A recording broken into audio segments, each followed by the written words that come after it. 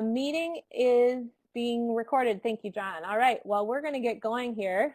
I see that we have started recording this evening's webinar. Welcome, everyone, to the last of our four-part climate and energy literacy webinar series.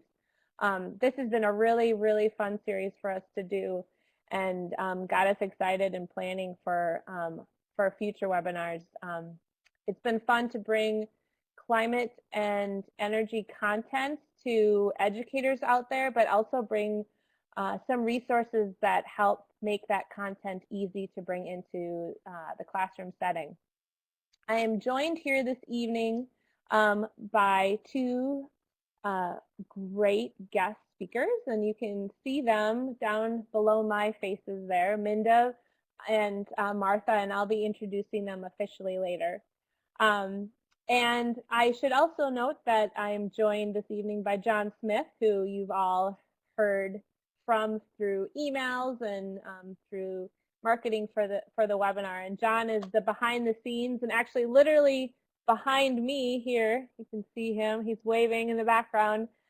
He's the man behind here. He's the man behind the curtain, the tech support. So if you have any questions about anything, please let him know, and we'll try and remedy whatever your problem is. Let's see. So just to get things started before we go further, I know we have folks here that are returning, and we have some new ones. So just to let you know a little bit about who we are, the Will Steger Foundation was founded by polar explorer Will Steger in 2006. And our mission is to educate and empower people to engage in solutions to climate change. And we do that through three program areas: a policy program, a youth emerging leaders program, and our education program, which is what I direct. And our education program's main purpose is to provide resources on climate change, but also solutions that help educators achieve climate literacy. And those resources come in the form of curriculum and also professional development opportunities, which you are currently participating in one of those opportunities. We also hold workshops and a summer institute that I'll share with you more about later on. So tonight we're going to be talking about place. And the Will Steger Foundation approaches climate change education in a really through a very interdisciplinary lens. Considering that climate change is an issue that we need to understand the science of, but also something that we need to really resonate with our students, with the people that we work with, and in our places, the places that we live, we feel is a really great place to start with that. And so actually, I wanted to start off this evening. This is a photo of me in my favorite place as a young person. Up in northern Minnesota. But when you think of the place where you live, what is one word that describes that place? And if people just want to go ahead and type in the chat box, just one word that might describe that place. If you need to, I'll let you have two. But go ahead and just type what that would be. So we've got our guest speakers, flowers coming in. I know for me, it would be snow and winter. That's part of who I am and part of what defines me. And being a naturalist and an environmental educator, I've always had an interest in connecting people with the places they live because of these really deep connections that I have with the place that I live. And also I really, and here in our education program, we recognize the importance of connecting people with their places, and especially because as David Sobel writes, connecting people, helping people to love the place where they live, love the earth, before we ask them to save it, which is, when we're talking about climate change, a huge part of what we're talking about. I will say also that my interest for, as our place as a context for learning about climate change merged or came out of my time as a graduate student.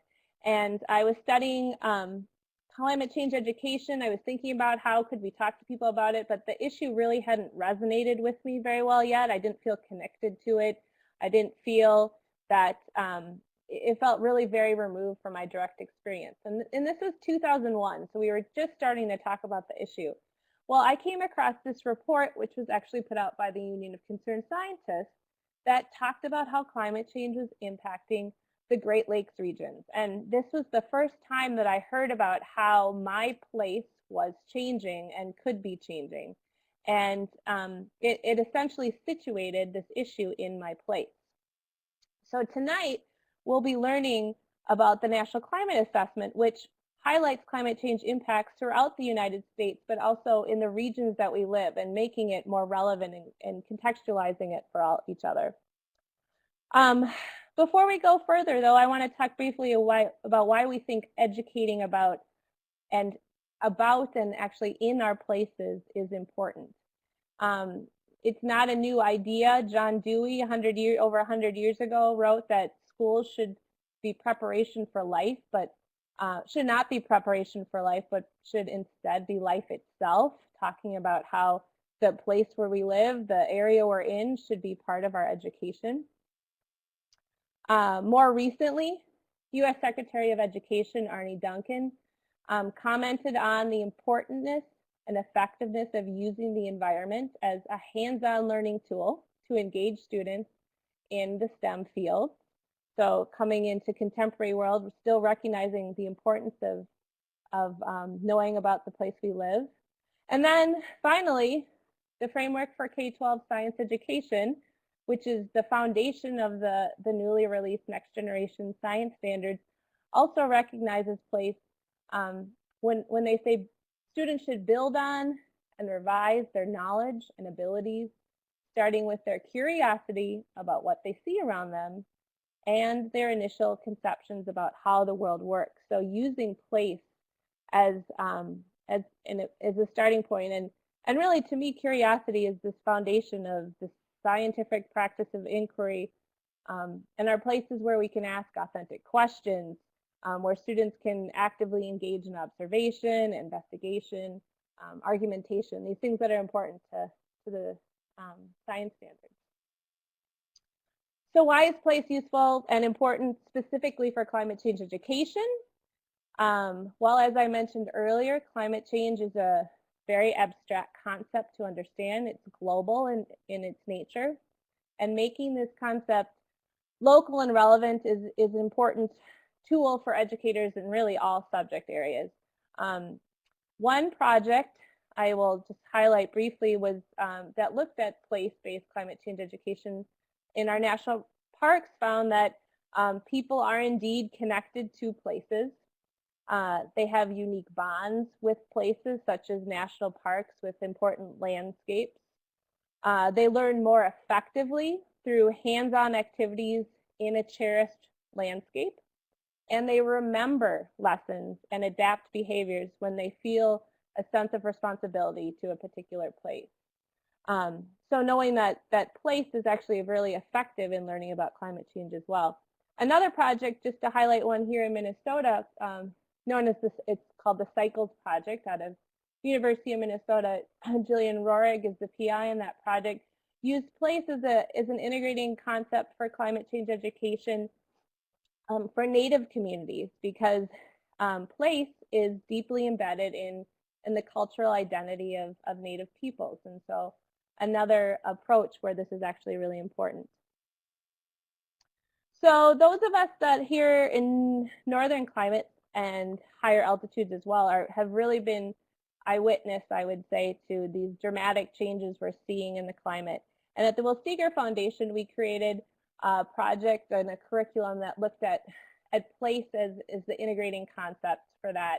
And this is sort of a framework that highlights how we created that curriculum that I'll talk about in a second, but just looking at what defines our place, looking at the biotic, the abiotic factors that define it, and then getting deeper into how is that place changing, what data is out there that shows that the place is changing, and then really very importantly, what can we do here in our communities and in our place, how can we help?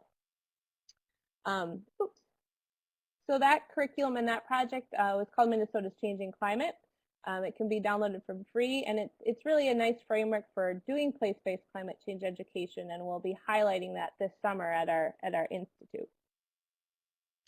So that's just a brief introduction to why we're doing this evening, why we're highlighting the National Climate Assessment, which you'll hear more about, because we firmly believe that place-based climate change education is really a very effective and very relevant way of bringing people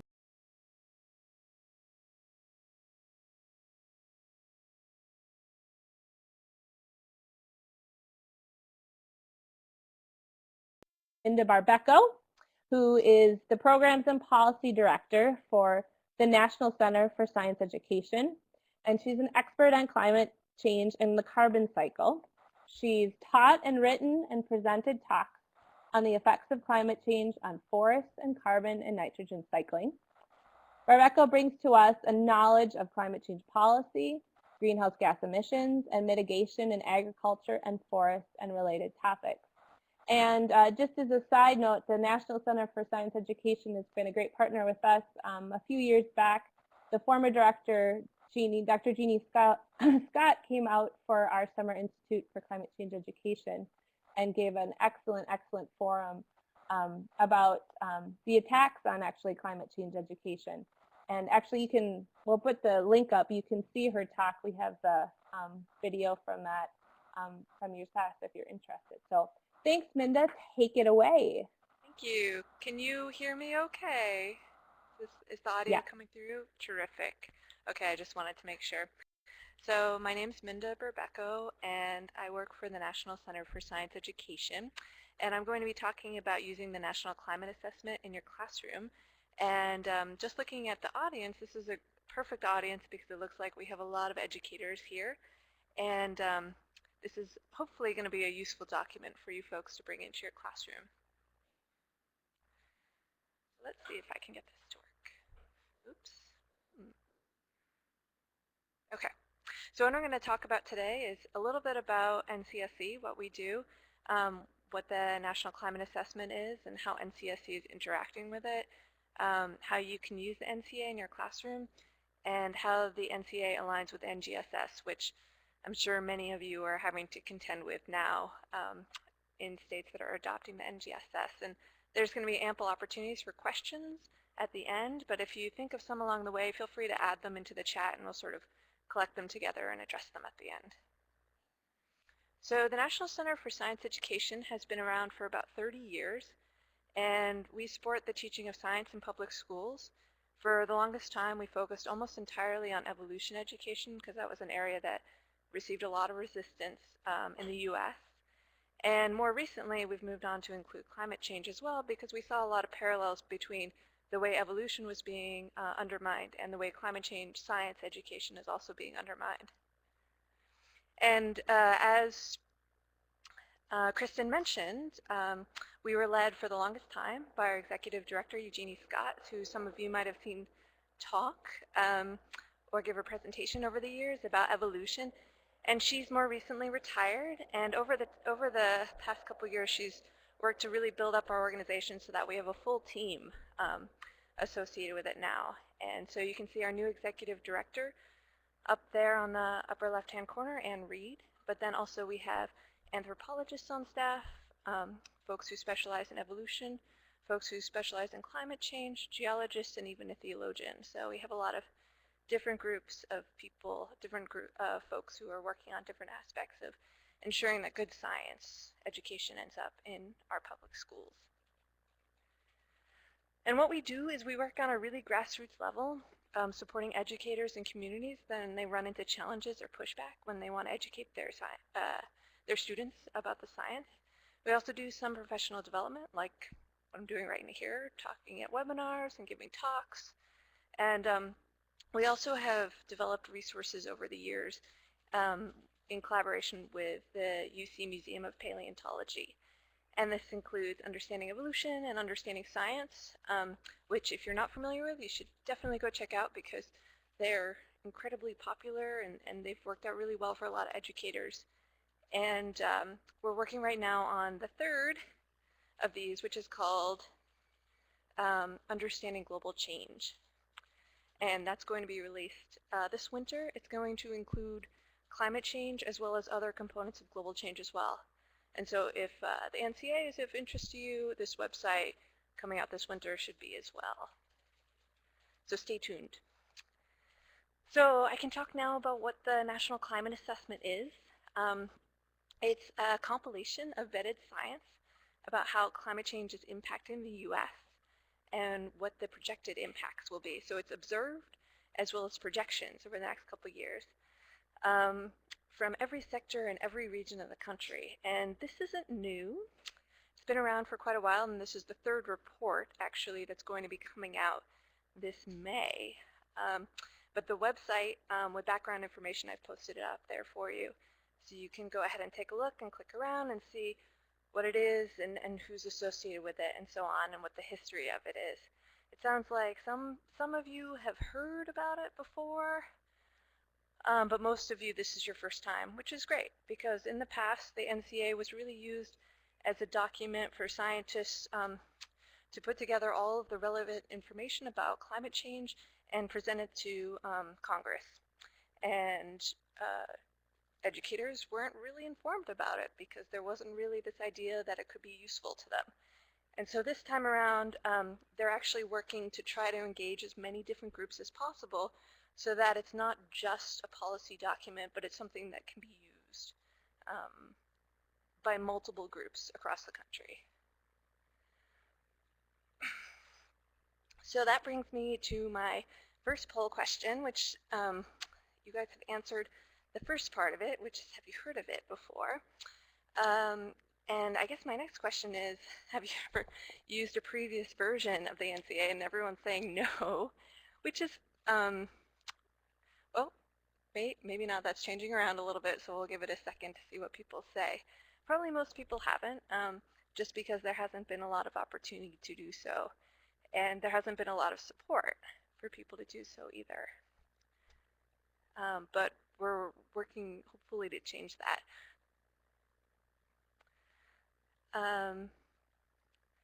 Oh, it looks like, I'm not sure what's going on with the poll now.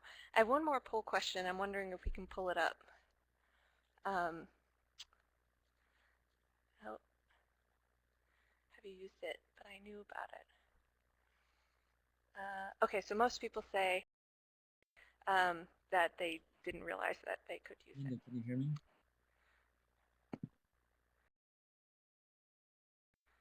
Minda, can you hear me? Yep. I can hear you. This is John. I just wanted to check, what is the other poll question that you wanted to pull up? Oh, sorry. The next one was which of these, it's actually this question up here, which of these groups participated, do you think participated in the NCA? Yes, okay. Okay. Find that. There we go. If people want to take a couple seconds. So here's 13 different agencies that are associated with the federal government in some fashion. And so I always like to ask this question to see what people think as to which of these organizations were involved in the development of the NCA. And just so you know, one of the options is all of the above, so that could be one of them. But is it the Department of Defense, Department of Energy, Department of Commerce, and so on? It looks like those are still coming in. So looks like most people are saying all of the above, and that's actually accurate. So it was all of these organizations together, which is really terrific, because normally when I present and talk about the NCA and I ask the group, my audience, which organization do people think are involved, they'll usually say the EPA. It's an environmental organization, and this is an environmental issue. Maybe they'll say NSF, USDA, or something like that, but nobody ever thinks Department of Defense would be interested in climate change, or the Department of Energy, or the Department of Health. And these are obviously big areas that are going to be affected by climate change and are addressed in the National Climate Assessment. And so I think it's worthy of addressing this when you do bring the NCA into your classroom, that this isn't just one agency. This is the U.S. government has put this together and are in agreement about the information that is in this document.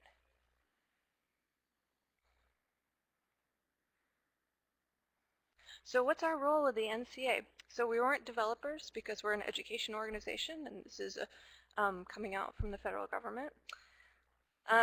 But we are leading the education affiliate group. So this is a team of about 20 other organizations that we're leading, and includes folks from colleges, community colleges, nonprofits, government agencies across the country that want to figure out a way to help get the NCA into the classroom, because it is a really great document.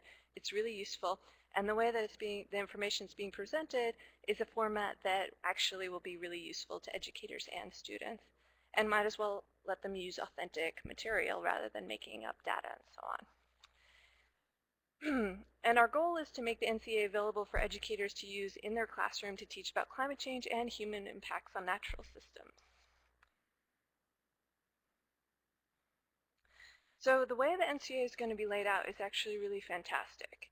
Right now you can find the draft online if you're curious, but I'd say, you know what, at this point don't waste your time, because the full report, the official report, is coming out in a couple weeks, and that's going to be really worthy of your time. So when the website is launched, this is basically what you'll see. On the left-hand side will be highlights, which will have the key report findings. And on the right side, you'll be able to access the full report. And if you're like me, I'm a big fan of like downloading the whole report and going through it with a fine-tooth comb. Probably not all of you have that kind of time on your hands, so you might prefer to start on the highlight section first. And as you click through the website, which by the way is going to be available through iPads and through your iPhone too, so there's going to be different apps and so on that you'll be able to plug in and make it accessible. There'll be components for observed change, key messages. You'll actually be able to use Facebook and Twitter and share links directly back to the website itself. And there'll be interactive images that you can use as well, which will be terrific if you want to use them in the classroom with your students. So what does the NCA include? Well, just about everything. And this is why I said, well, maybe you shouldn't just download the report, because it might drive you a little crazy. It's a lot to get through. What the education affiliate group decided we were going to do is that a lot of the feedback that we get when we work with educators is they want to know information that's available for their regions specifically. So we focused on the chapters of the NCA that actually are related to different regions of the U.S. So, and we also included oceans and coastal systems, because a lot of folks, I think almost 40% of the U.S. lives in coastal regions, and so this would also be of importance to teachers. So what does the NCA show? Well, it has a whole great amount of figures, and some of these are already available online, which is terrific. Some of them are going to be maybe more complex, and you need more advanced students to work with, like this one on the left here, which is the freeze-free season anomalies from 1900 to 2000. That might be a tricky concept for students to get a hold of if they're not slightly more advanced. On the right-hand side, this might be a great figure for them to use, because it's simulated differences in annual and seasonal mean temperatures. And so you can see across the U.S. So this is for the whole nation right here. So both of these images come from a section that it's talking about the country as a whole. But it also splits up the country into different sections as well, like I talked about. So this is for the Southwest, and this is one of the figures that are available. And it's talking about freeze-free seasons, so it's basically when there isn't a frost in the Southwest region. And so since I'm in California, I thought it was worth pointing it out. On the lower left-hand side, you can see observed, and then on the lower right-hand side, it's a simulation into the future. And on the top in the middle, it's the sort of the change that's anticipated. And so this also might be a really good opportunity to bring authentic figures, which are suggested to do with NGSS. So anyway, just another one to give you an idea of different parts of the country that are addressed. So this one actually came from the one that focuses on Alaska, and it's the extent of sea ice in September of 1980, 1998, and 2012, and so on. So just another idea of the different things available. So there's a lot already available that even though the official report hasn't come out, a lot of these figures are ready to go. And I've included the link to the website where you can find them on the lower right-hand side of the PowerPoint. And if you look, I apologize, the figures, the image is a little bit blurry, but you can browse by region. So this is just a list of everything that's available nationally, and it actually goes all the way down the page. So there's quite a bit available. There's also global information for those of you who are outside the US, the Northeast, Southeast, so on. Tons and tons of material to start to work your way through. So that's where the NCA Education Affiliate Group comes in, because we understand that you probably don't have a lot of time to do all that stuff. And so what we're going to do is we're going to break up the different regions and put together sort of packets that will be available online of useful information that you'll be able to bring into your classroom. So this is going to include a whole bunch of different stuff. The first thing is these two-page summaries that the NCA itself is going to be putting out that just describes key findings for each region. And in that there's going to be observed trends, projected trends, implications, and ideas for informed decision making. And then we'll also include key figures, videos, and simulations from the NCA itself, as well as coupling it with other ones available from NASA and NOAA and so on, from really good, legitimate scientific sources that have been vetted. And then we're going to include other resources and supplementary materials. This includes data resources, so that if you want to be able to have your students work with authentic data, that'll be available to you, as well as resources from CLEAN, which is scientist and educator vetted materials on climate change.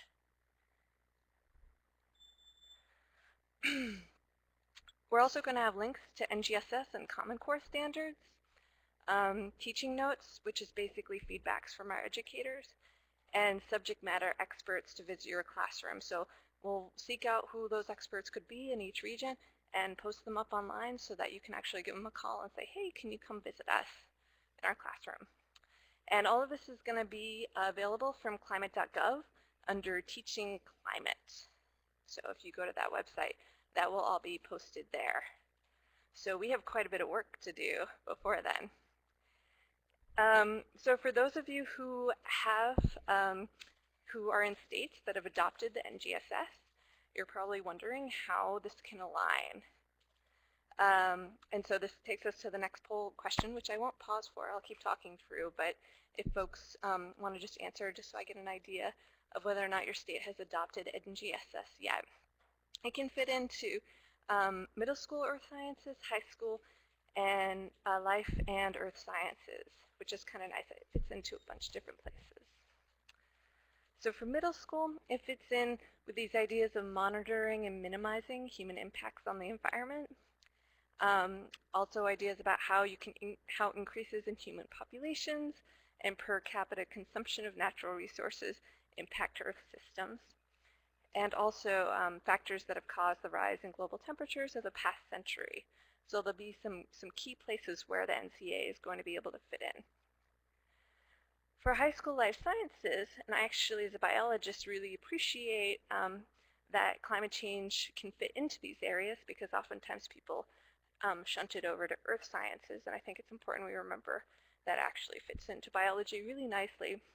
And you can talk about the NCA when addressing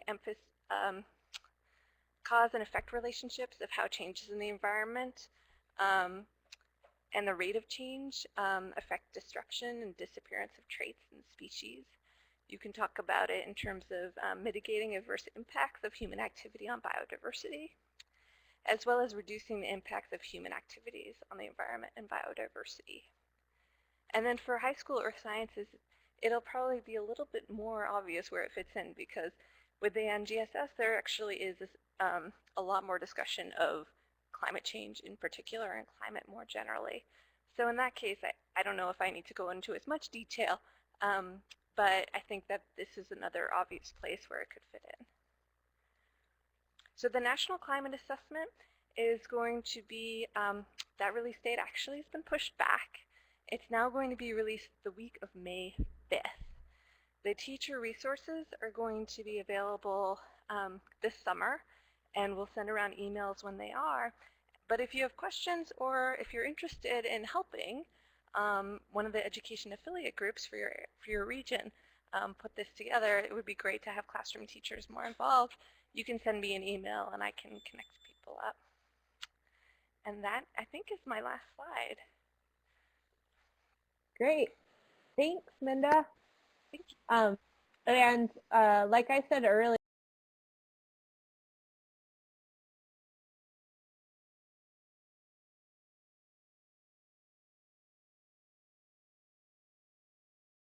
climate assessment, please go ahead and write them in the chat box whenever you want to, and we'll address them at the end here. So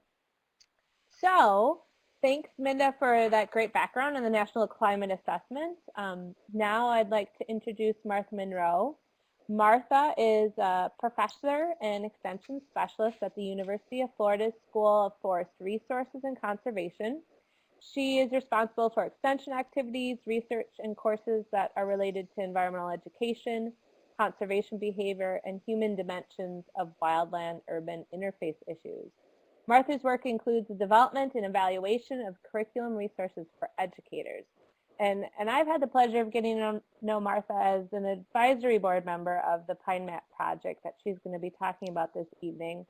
But I also, as a grad student in environmental ed, read a lot of her work, so I'm really we're very privileged to have her here this evening. And we're excited to hear her talk about a resource that actually features climate change in a particular place or area, and would be I believe, a great supplement to the National Climate Assessment as well. So go ahead, Martha, take it away. Thank you, Kristen.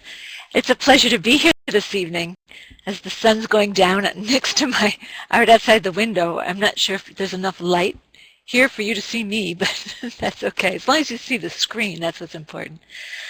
So if you notice that back on when Minda had the list of all the chapters in the climate assessment, there was one chapter on forest, and then all the other chapters that she highlighted on regions. And so this particular curriculum would link both to the regions, the Southeast United States, and forest. That's what we're doing. We're creating resources for secondary science teachers to understand the impact of climate on forests and the impact of forest on climate. And although we've targeted the Southeastern United States because that's where we are, most of these activities could be used in other parts of the United States and even other parts of the world. So I think that you might find them useful, even though some of you live in Minnesota. We've linked our materials to Project Learning Tree, which is I guess the sun already set in Minnesota. Or you haven't seen it all day, maybe, I'm not sure. Project Learning Tree is an organization based in the United States that does environmental education around trees and forests. And one thing that's useful to us is that they have an enormous distribution system with a key contact in every state. Most people are familiar with a resource that they've developed for kindergarten through 8th grade teachers. They also have secondary modules that are issue specific. So what we're creating will be a new secondary module that will go along with their series that has to do with risk or solid waste or forest ecology and some of those other things. And so if you are wanting information from them, their website, www.plt.org, can give you all sorts of information there. Thanks, Kristen. I know you're going to put that in there. I'm associated with PINEMAP, which is a grant-funded project through the United States Department of Agriculture. The focus is on mostly research and then conveying that research through extension and education. And the research is around planted southern pine, how to continue to grow these resources in a changing climate, and how to grow them in a way that mitigates climate change, that doesn't increase the greenhouse gases in the atmosphere. So there's a large number of researchers doing that work on forests and climate and the future, but they wouldn't have gotten a dollar of their money if it weren't for our education program that goes along with it. And so here's a question for you. Thank you, John. What kinds of things do students already know about climate and forest? You've got 4 options, and I'm not sure if you can only vote on one of them or if you can vote on more than one. Maybe John will tell us, or maybe you'll find out when you start voting. What do you think kids already know about forests and climate?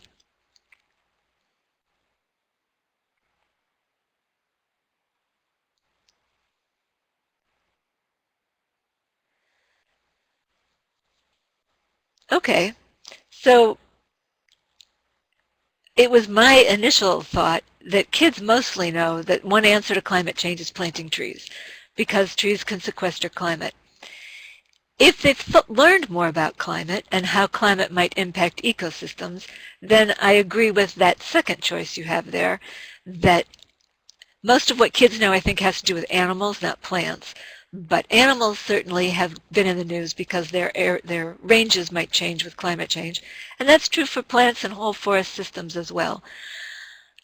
I think that kids spend less time connecting the dots in a system, and the fact that wildfires and invasive exotics and all sorts of other forest impacts may be more common in climate change could be new to students. And the whole idea that using wood products can also mitigate climate change is brand new to students. And all 4 of those topics are a part of what we're talking about here in this module. We've taken the research that our researchers are doing to form the framework for our activities.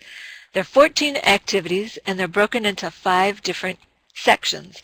So there's an introductory section that talks about just climate and forest in general, and then forest management and adaptations and how we can work with forest landowners to mitigate climate change.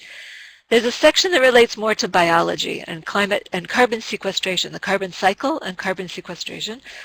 That's what kids know, that's what they need to learn about. And then this whole notion of life cycle assessment is important, because once trees sequester carbon, you can keep that carbon sequestered by turning that tree into a wood product.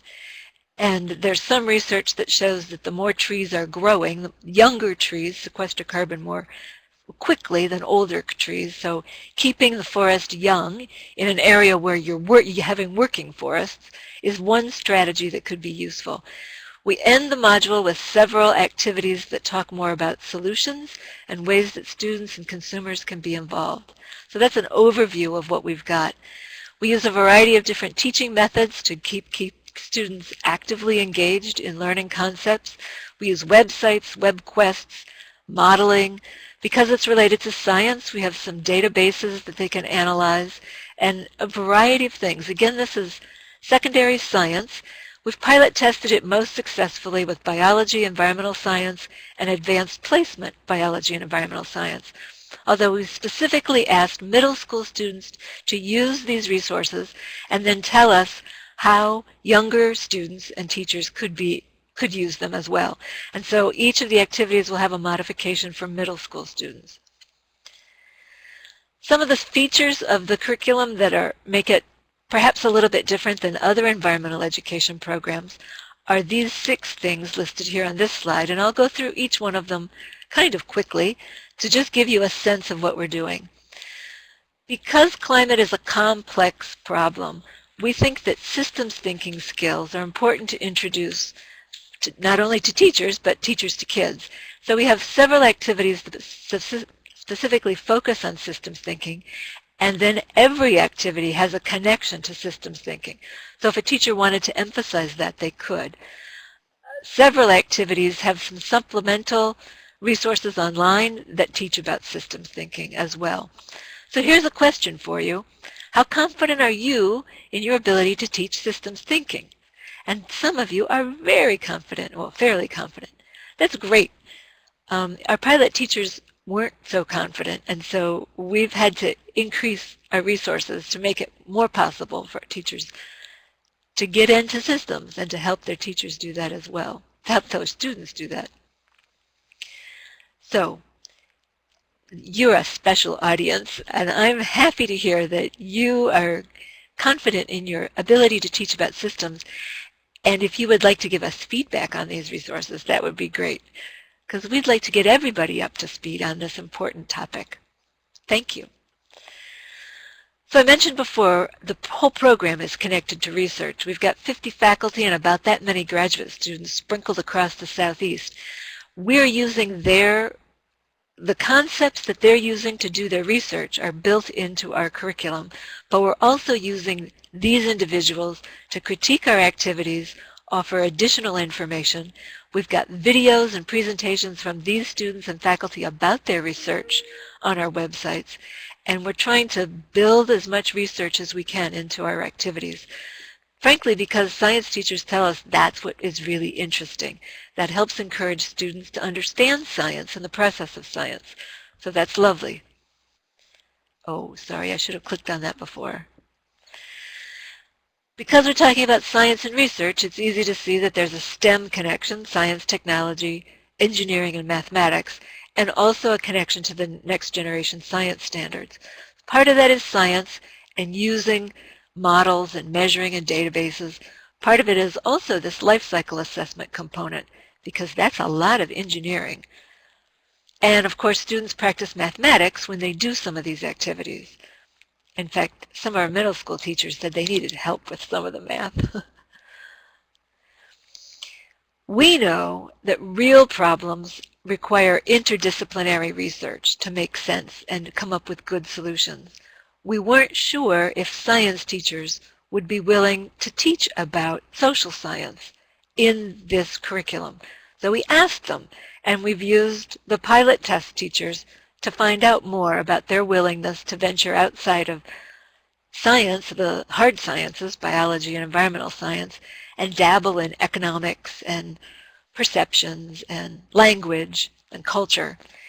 And they've been good about it. They've been interested. They recognize that this is a part of understanding climate change, and so they've been willing to introduce these kinds of topics to their students. So we have an activity about why people disagree and the difference between facts and opinions and assumptions, and why there's concern about this particular issue, which I think helps teachers teach about it, recognizing that there could be differences of opinion in their classroom and when these kids go home at their dinner tables, and just being aware that there's a variety of opinions out there can make it easier to launch into this topic, at least in the United States. I mentioned the life cycle assessment and the carbon cycle and wood product substitution as an interesting twist, which is more evident once kids start thinking about systems and then what people can do about it as well. We have a website that supports the curriculum. Everything will be available online for download, not only the PDFs of the activities, which are the instructional resources, but also other things that teachers can use, like PowerPoint presentations and videos. There's a Check Your Knowledge quiz for teachers, although I think some teachers have used it with kids. We didn't intend for it to do that. We have an online tour of each activity so that it'll be possible for teachers to get an introduction to this resource from just having the website. They won't need to go to a workshop, but of course they could if they want to. That's the website that Kristen put up and that you see on the screen. Right this minute, if you go to that website, you'll see the resource that we pilot tested in the fall. We're currently in the process of revising everything, and so there'll be a new website this summer. But you can at least get the rough draft right now. And the rough draft has 13 activities. Based on feedback, we've added one more. So that's why what I'm saying won't quite match what you see, but it's real close. We've also used a very participatory process to get us this far. We've used a needs assessment of science teachers in the Southeast, had over 750 people respond to that. We've had an excellent advisory board giving us feedback all along the way, thanks to people like Kristen. We've tested these activities with kids, with teachers. We've done teacher workshops. The experts have reviewed everything up one side and down the other. We're in the process of doing this formative evaluation, and we'll have a summative evaluation. We've also asked ourselves research questions, and the things we're finding, oh, there's one of our teachers testing an activity. We've learned some things as we've created this project. One is that teachers really want good materials to help them navigate through this issue of climate change, and I think that's what Minda has found out also, and why you're hearing about all these things. We've learned that students want to learn more about climate change. Even if they've heard there's conflict and disagreement, they want to know more. And by introducing climate change as a part of a lesson, they actually learn more about the content of that lesson, like the carbon cycle. We ran a little exercise where we did the same activity in two ways. Introduced it with just, this is carbon, carbon's important, let's learn about carbon, and this is carbon, it's an important part of climate science. Let's learn about carbon because we care about climate. And the kids that got that second version, carbon in the context of climate, learned more about carbon than the kids who just got carbon is important. Let's learn about carbon. So climate motivates learning. And we've also found out from our formative evaluation, where students were exposed to at least 4 activities, that they became more hopeful as they learned about climate change, not more depressed, which is what we were afraid of. And we believe that it's the information that is empowering. They want to learn more, and having that information at their fingertips helps them feel better about this large, complex, and somewhat mysterious concept. By focusing on forests and the fact that forests can be resilient, there's reassurance there. The world is not going to end tomorrow. Things can change. And there's a role for them to be part of the solutions. And all that together, we think, makes it relatively useful. Oh, John, I'm sorry. I got so carried away. I forgot about the other question I asked you to ask. And that was, what features of our website would make the materials easy for you to answer? And so if you have additional ideas that you'd like to type in there, and I think rather than typing in the chat box, you type right into it up at the top, type your answer here. That's where the answers go. That would be very helpful, because then we can make this website something that you could find useful as well. Oh, and to whoever said about the keyword search, if you download the PDF, you can use, like, you could do the find search function from a PDF. We didn't really know how to work the search on the website, because then it would get hung up with all these different PDF materials. And so if you have ideas about how to do that well, feel free to give us more information. Thanks. So that's all I was prepared to introduce to you, and I believe that we have time for questions both for Minda and for me. So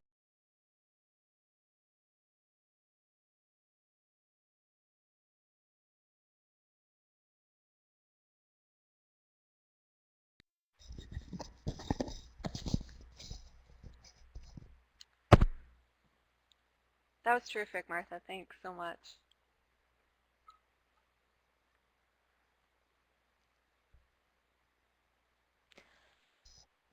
Kristen, I think we lost your voice.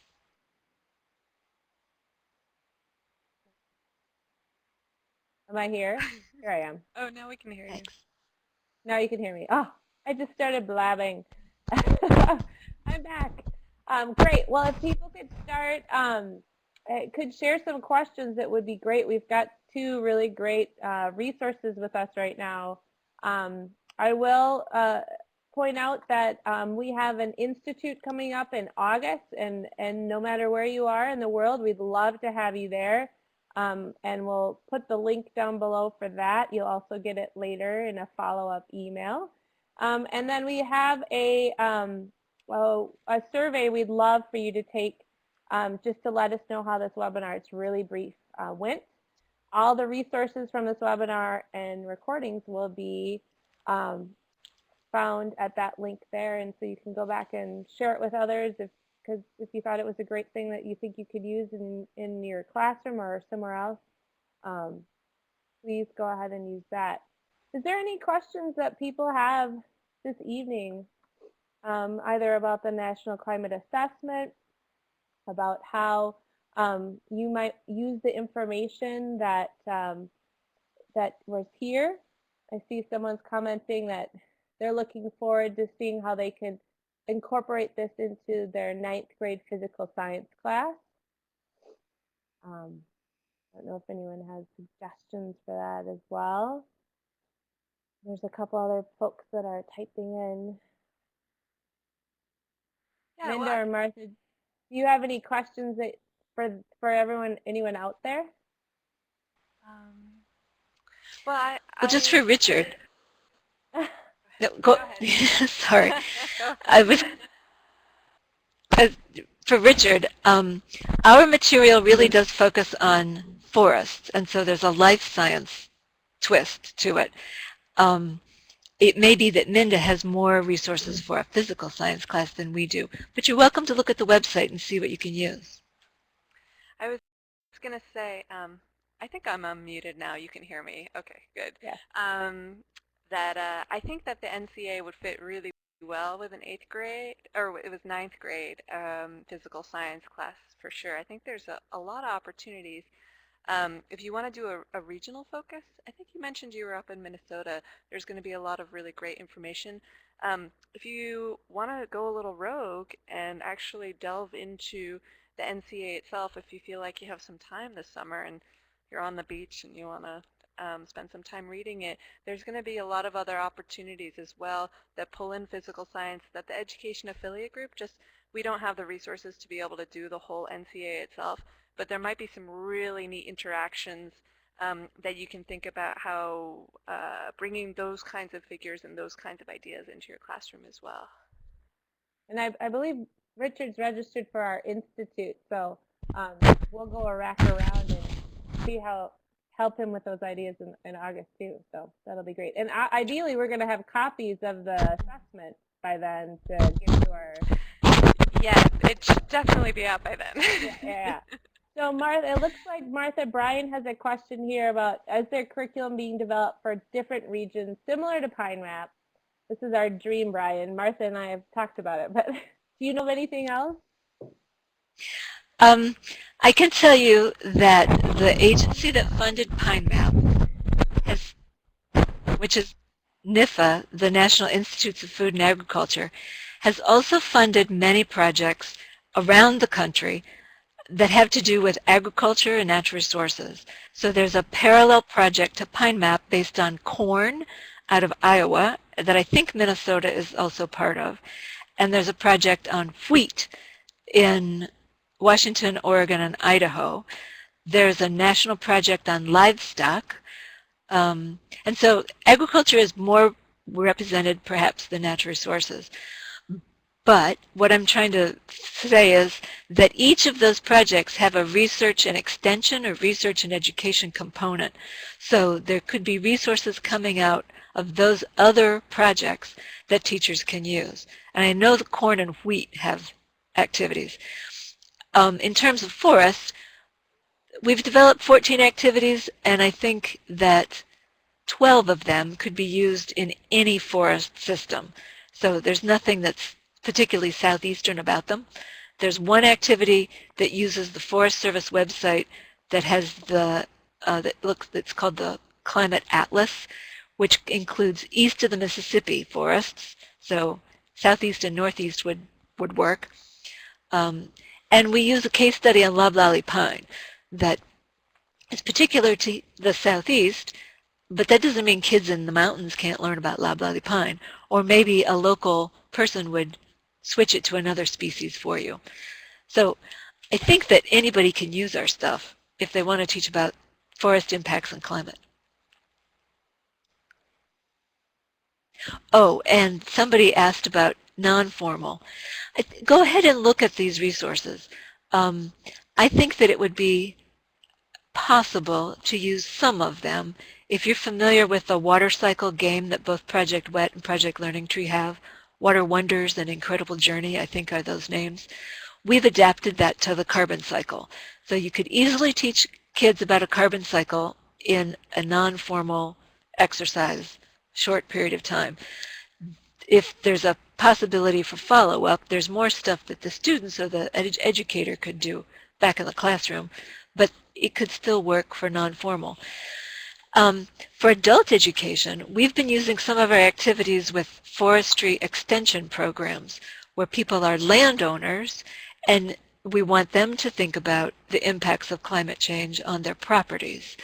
I don't know how well that works with general adult education, but if there's a reason for adults to learn about forests, then I think that some of these resources would be useful. And yes, the carbon journey, there's a globe activity that also has to do with the carbon cycle. I'll think more about some of these other topics while other people talk for a minute. I can mention a little bit more about opportunities with adult education. The National Climate Assessment seems like an ideal place to bring in, an ideal document to bring into adult education, particularly because I think in some ways it'll require a little less interpretation in terms of like trying to explain why it's so important to folks, and as well as you can ask people to actually talk about what their memories are about how how they've seen things change since they were younger and so on. So there's a lot of sort of moments, sort of teachable moments within adult education that can be really meaningful.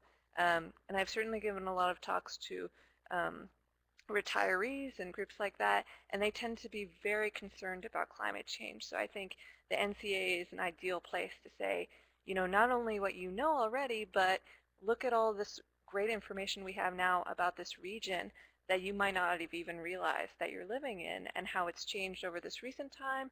You might have noticed these changes, and then also what the predictions are for your kids and your grandkids and so on.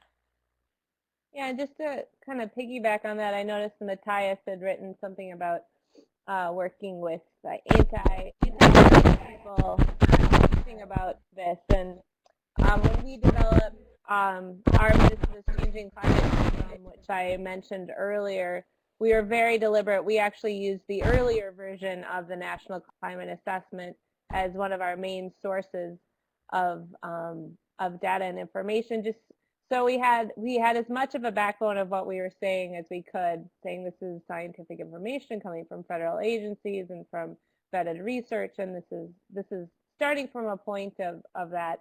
And I will also say, depending on where you are, I mean, in Minnesota, you can't argue with the data that shows that ice out has been earlier and earlier for the last 60 years, and that our temperatures and our, you know, everything is changing. And so those sorts of starting points.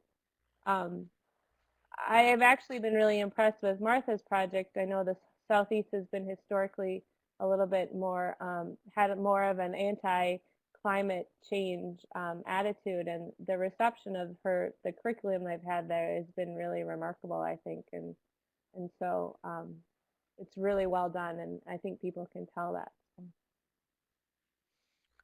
Val was asking about great solutions activities. I'll say that we have a lot of them on our website, and in the curriculum, if you go to Martha's curriculum, there's a number of those. I think you have an action plan, right? And the life cycle assessment is looking into how do you personally make choices, right? Mm-hmm. Martha?